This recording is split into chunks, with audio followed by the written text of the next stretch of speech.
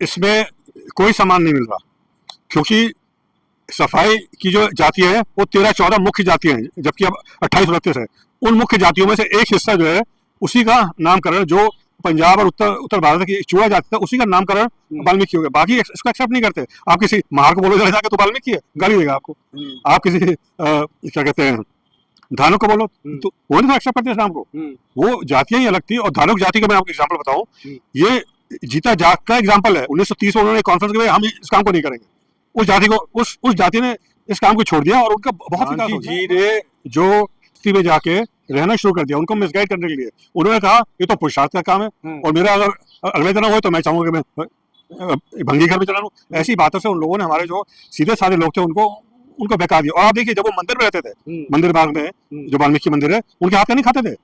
एक बकरी रखी हुई थी, किसी को कोई दान दे रहा है या कुछ दे रहा है तो पहले उसको खिलाओ। और गांधी जी उसका दूध पीते थे, वहां भी छुआछूत प्रैक्टिस करते थे, उनके हाथ का नहीं खाते थे।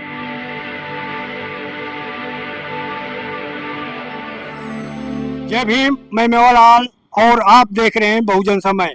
साथियों, आज मैं दिल्ली के लाजपत नगर में आया हूँ। यहाँ पर कर्मचारी हैं, उनके समस्या और समाधान पर चर्चा हो रही है। बहुत बड़ा सेमिनार यहाँ किया गया है। तो हमारे सोहन दास के सपुत्र राहुल दास जी हैं, इनसे समझूंगा कि आखिर जो आज यहाँ चर्चा हुआ, क्या कुछ समाधान निकला। सर, जो आज चर्चा हुआ, जो सफाई कर्मचारियों का समस्या और समाधान है, क्या हल निकला आज? बहुत बहुत धन्यवाद आपका, जो आपने मुझे चैनल पे अवसर दिया। समाधान पे चर्चा होनी भी तो ज़रूरी है। ये चर्चा 31 जुलाई क्यों रखा गया है?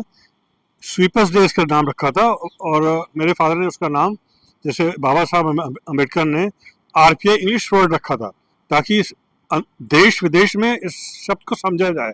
जैसे डॉक्टर डे होता है, टीचर डे होता है, कि ये जो हमारी समस्याएं हैं इस क्लास की, जाति की नहीं, क्लास की, जो लोग इससे जुड़े हुए हैं, उनके ऊपर सबकी ध्यान जाए, सबके उन तवज्जो जाए, और वो देखें कि हमारा देश आज भी, हम कहते हैं कि विकसित होने की तरफ जा रहा है, लेकिन आप देखें कि कूड़ों के ढेर नहीं, यहाँ तो दिल्ली में आप देख रहे हैं कि कूड़ों के पहाड़ बन चुके हैं यहाँ पे। तो ये बहुत ही एक संकट की स्थिति है, जो कि हम कूड़े का मैनेजमेंट नहीं कर पा रहे। हम मैंने अभी देखा कि कूड़े में अच्छा सामान होता है, जो कि अगर हमारी सरकार की कोई नियत हो, हम स्किल नहीं है हमारे पास, स्किल लकड़ी पड़ी, अरे भाई उठा लो लकड़ी, स्कूल के बच्चों को इसको काटना सीखो, लोहा पड़ा है उसको उठा लो, उस वेल्डिंग सीखो। आज स्किल की हमें जरूरत है। और ये जो जातिवाद है, मेन जड़ इस देश की सारी जो है जातिवाद है, जिसके कारण यहाँ पे कोई समाधान नहीं हो पाता। हमारे इस देश में देश स्वर्ण नहीं है, जातियां स्वर्ण है, तो वो अपनी जाति के आदमी को उठाते हैं, उसी का समाधान करते हैं। और अफसोस की बात यह है कि इन जातियों की नुमाइंदगी ठीक नहीं है ऊपर, क्योंकि आप देख रहे हैं इलेक्शन सिस्टम पूरा भ्रष्ट हो चुका है। कोई भी जो एक सही व्यक्ति है, उसको ऊपर जाना, राजनीति में आना कोई आसान काम नहीं है। राजनीति इतनी भ्रष्ट हो गई है, कहीं EVM से हो रहा है, तो कहीं नोटबंदी, सॉरी, ये क्या SIR से हो रहा है किसी। तो नए जो एक तरीके निकल आए हैं, जिसकी वजह से नुमाइंदगी नहीं हो पा रही। तो इसी वजह से इस कार्य के अंदर भी विकास नहीं हो पा रहा। समस्या क्या है, मेन समस्या क्या है जो सफाई कर्मचारियों का है? मेन समस्या ये है कि उनका जो कार्य है वो पहले रेगुलर होता था। उनका जो कार्य था, जो कॉन्ट्रैक्ट लेबर एक्ट के अंदर आप देखें, when the nature of job is regular, भाई किसी ने हॉस्पिटल बना लिया तो सफाई का जो काम है वो तो हमेशा रहेगा। तो उस सफाई के काम में, या होटल बना लिया, हॉस्पिटल बना लिया, रेगुलर होएगा। तो उस रेगुलर काम के लिए जब आप बाकी सारे डॉक्टर को आप रेगुलर रखते हो, नर्स को रेगुलर रखते हो, तो सफाई कर्मचारी को आप ठेके पे क्यों रखोगे? और ठेके के कारण उसका शोषण होता है। और यहाँ का जो एक ठेका है वो 6-6 महीने का होता है, जैसे और विदेशों में जो ठेके होते हैं वो 3-3 साल के होते हैं।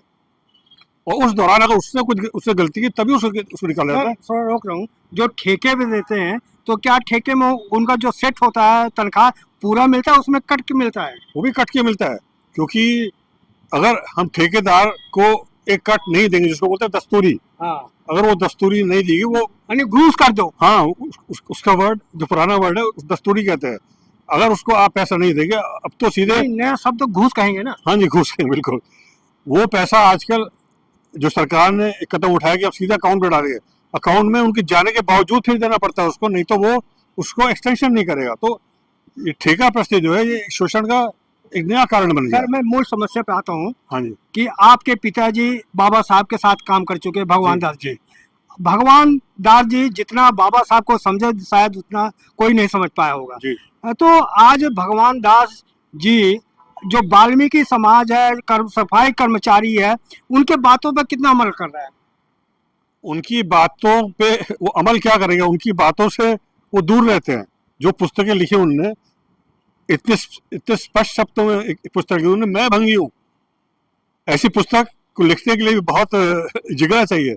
जब ऐसी पुस्तक को भी नहीं उन्होंने पढ़ा ठीक से, जिसमें उनका कोई बायोग्राफी नहीं है, उनका कोई अपनी जीवनी नहीं है, उसमें एक जाति की एक जीवनी है कि उसका शोषण किस तरह किया जाता है, किस तरह लगातार करने का सिस्टम बना हुआ है, पुनर्जन्म और फिर जातिवाद, और जातिवाद को मेंटेन कैसे करना है, और गरीबी इनकी कैसे मेंटेन करनी है। सर मैं आपको थोड़ा, क्योंकि आप जैसे दर्शक दूरदर्शी और हमें नहीं मिलेंगे, जिस तरह से चमार को जाटो नाम दिया करे कि से आपका विकास लज्जा नाम नहीं है, जो भंगी जिसको कहा था उनको वाल्मीकि कहा गया, तो क्या इसमें उनको तरक्की मिल रहा है, उनको सम्मान मिल रहा है? इसमें कोई सम्मान नहीं मिल रहा, क्योंकि सफाई की जो जातियां हैं वो 13-14 मुख्य जातियां हैं, जबकि अब 28-29 है। उन मुख्य जातियों में से एक हिस्सा जो है उसी का नामकरण, जो पंजाब और उत्तर भारत की चूड़ा जाति था, उसी का नामकरण वाल्मीकि हो गया। बाकी इसको एक्सेप्ट नहीं करते। आप किसी महार को बोलो जाके तो वाल्मीकि है, गाली देगा आपको। आप किसी क्या कहते हैं धानुक को बोलो तो वो नहीं तो एक्सेप्ट करते इस नाम को। वो जातियां ही अलग थी। और धानुक जाति का मैं आपको एग्जाम्पल बताऊं, ये जीता जागता एग्जाम्पल है। 1930 में उन्होंने कॉन्फ्रेंस की, भाई हम इस काम को नहीं करेंगे। उस जाति को उस जाति ने इस काम को छोड़ दिया और उनका बहुत विकास हो गया। मैं आपसे समझना चाह रहा हूँ, जिस तरह से गांधी जी को जो हरिजन जिसको कहते थे, फिर अनुसूचित जात कहते थे, गांधी जी के बात को मान के लोगों ने अपना हरिजन कहने लगे, लेकिन बाबा साहब ने तो बहुजन कहा कि हमारे लोग बहुजन हैं। लेकिन गांधी की बात मान लिया, लेकिन बाबा साहब की बात क्यों नहीं मान पा रहे? बाबा साहब को गांधी जी ने जो अनशन, जो उन्होंने उनकी बस्ती में जाके रहना शुरू कर दिया, उनको मिसगाइड करने के लिए, उन्होंने कहा ये तो पुरुषार्थ का काम है, और मेरा अगर अगले जन्म हो तो मैं चाहूंगा कि मैं भंगी घर में चला लूं। ऐसी बातों से उन लोगों ने हमारे जो सीधे साधे लोग थे उनको बहका दिया। और आप देखिए, जब वो मंदिर में रहते थे, मंदिर बाग में जो वाल्मीकि मंदिर है, उनके हाथ का नहीं खाते थे। एक बकरी रखी हुई थी, किसी को कोई दान दे रहा है या कुछ दे रहा है तो पहले उसको खिलाओ, और गांधी जी उसका दूध पीते थे। वहां पे छुआछूत वो प्रैक्टिस करते थे, वो उनका हाथ का नहीं खाते थे।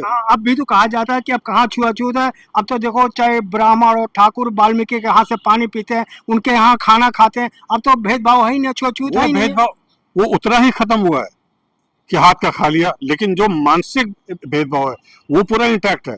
अब मैं डॉक्टर हूँ, आप देखिए कह सकते हैं मुझे वाल्मीकि में क्या हो, मैं एम्स में सिलेक्ट होता हूँ, और 1 महीने के अंदर जब क्लास हो रही होती है, हमारा एक टीचर पूछता है who are the black sheeps, मतलब काली भेड़ें कौन सी है। इनडायरेक्ट पूछ रहा है कि भाई कौन ऐसी है।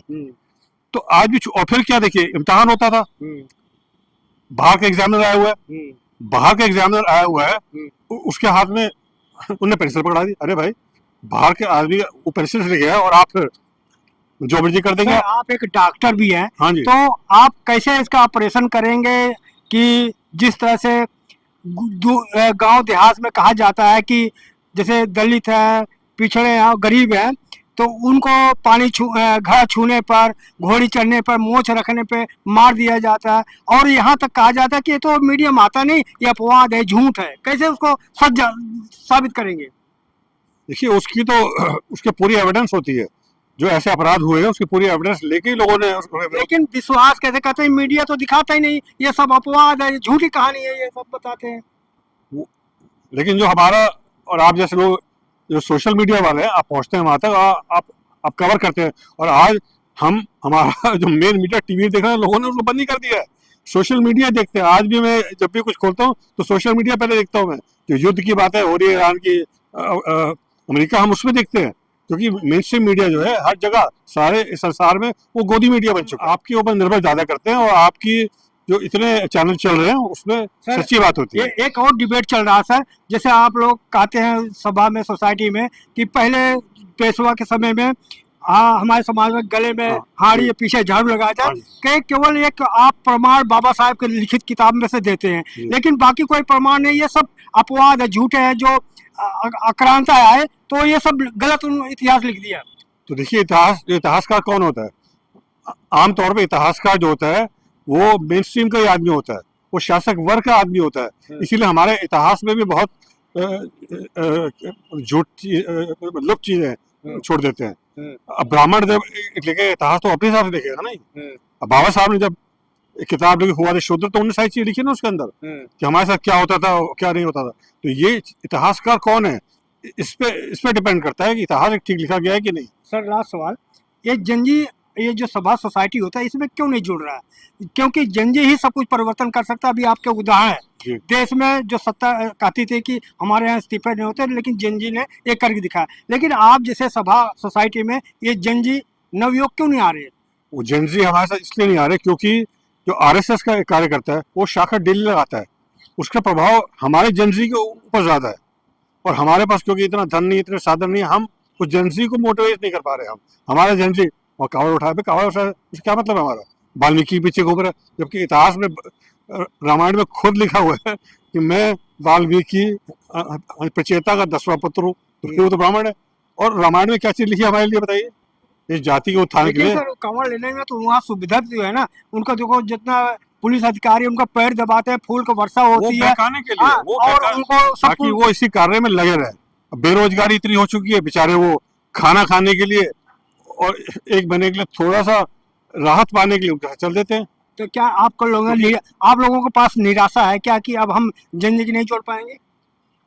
ऐसी निराशा नहीं हमें, क्योंकि हमारा भी बहुत प्रयास चल रहा है, हमारे भी इतने चैनल चल रहे हैं जो अपने लोगों के, वाल्मीकि के भी, जाटवों के, चमारों के, महारों के भी, हम सब काम कर रहे हैं। जंजी बहुत जल्दी हमारा भी उठेगा और इस तरह के आंदोलन करेगा। एक आंदोलन चल रहा है सर, जिस तरह से जंजी अभी सरकार को झुका दिया, तो एक जंजी और तैयार हो रहा है कि आरक्षण हटाओ देश बचाओ, तो कैसे उसका काउंटर करोगे? उनके साथ टकराव होगा और क्या। उस जंजी के साथ जिसको बहकाया गया है और वो मूल चीजों के और संविधान के खिलाफ काम करेगा, तो उनके साथ टकराव होएगा। तो आरक्षण बचा पाएंगे आप लोग? बिल्कुल बचा पाएंगे आरक्षण। तो कह रहे हैं कि आरक्षण हमारे साथ जो और लोग भी हैं, अभी कम्युनिस्ट लोगों की एक पार्टी है, ऑल इंडिया पीपल्स फ्रंट, उसका में कहा जा रहा है कि कब तक आप आरक्षण ढोते रहोगे, 75 साल हो गया, अब अपने काबिलियत पे आप नौकरी लीजिए, आगे बढ़िए, आरक्षण ढोते रहोगे? काबिलियत के साथ जो आप देखते रहिए, जो एक कैपिटेशन फीस देके डॉक्टर बनता है, क्या उसकी काबिलियत है? उसको तो नहीं आप कहते। 10 लाख देके उसका एडमिशन हो गया एमबीबीएस में, 1 करोड़ देके उसका एडमिशन हो गया, उसकी काबिलियत पे तो नहीं आप चैलेंज करते। और जो बेचारा इतनी मुश्किल से उसको हिस्सेदारी, भागीदारी के लिए आरक्षण दिया, और ये आरक्षण सिर्फ हमारे देश में नहीं है, 115 देशों में है। मेरे पिताजी ने बराकू लोगों के लिए आरक्षण के लिए यूएनओ में फाइट किया, 3%। सोशल मीडिया प्रचार हो रहा सर, ये जो कोटेदार है ना, आप इनसे ऑपरेशन इलाज कराओगे, जो 100 नंबर 600 नंबर लाके उनसे इलाज कराओगे? देखिए, जो हम लोग हैं, जो दलित लोग हैं, हम बहुत मुश्किल से, हमें ट्रेनिंग के समय भी हमारे साथ शोषण होता है, और हम बहुत स्ट्रगल करके हम जो शिक्षा प्राप्त करते हैं। क्या जवाब देंगे उनको? आपसे इलाज कराए वो? बिल्कुल कराना चाहिए हमसे, क्योंकि हम जो है। कैंची छोड़ दोगे आप पेट में? बिल्कुल नहीं छोड़ेंगे। हमारा एक आदमी दिखा दो जिसने कैंची छोड़ी हो, हमारा एक दिखा दीजिए आदमी, और हम उनके अनेक को दिखा देंगे। हम आपके कैंची वो छोड़ेगा जो 1 करोड़ देकर एडमिशन लेके आता है, जो रशिया में जाके एमबीबीएस करता है, वहाँ हाथ लगाने, पेशेंट को हाथ लगाने नहीं देते, एमबीबीएस हो जाता है, वो छोड़ेगा कैंची। हम नहीं छोड़ते कैंची, हम छोड़ ही नहीं सकते। अपराध अगर छूट जाएगी तो हम अपने सीनियर को बता देंगे हमसे गलती हो गई है, लेकिन वो लोग नहीं बोलेंगे। तो ये देख सकते हैं कि ये भगवान दास जी के सुपुत्र हैं, जो भगवान दास के बहुत पॉपुलर नाम है, बाबा साहब के साथ काम किए हैं। आज इनकी बातचीत और हमारा प्रयास कैसा लगा, प्रतिक्रिया में जो बताएं। मैं मेवालाल, बहुजन समय।